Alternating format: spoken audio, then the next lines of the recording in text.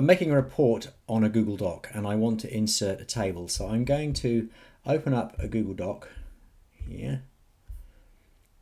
So I want to insert the chart into this document, and I want to do it by clicking on Insert here, and we come down to Chart. Now I can create one directly in the document, but I've already collected some raw data and done it in a Google Sheet. So I'm going to collect it from that Google Sheet. So I'm going to click on this one, and what Google will do, will look for my latest one. It's my Term 2 lunch survey. That's correct. I'm going to click on that and select. And then it's looking through my worksheet for any charts that I've made. There may be multiple charts, but this is the one I want to do.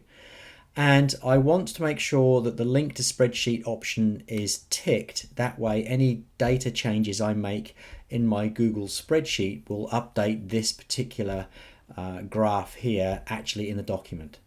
So click on that and then click on Import. And that data is now a linked chart. And should I make any changes, let's go and do that actually. So let's just click off of this. Let's come back to here. Let's come back to lunch survey. And let's just change one of these figures here. Let's just change that to 6 on the Wednesday.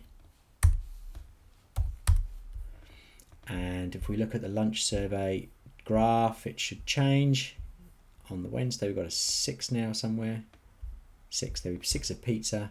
And we come back to my Google Doc here, and now it says here update, because it recognizes that a change has been made. Click update, and we see the Wednesday figure change, which is why we keep it linked to our chart.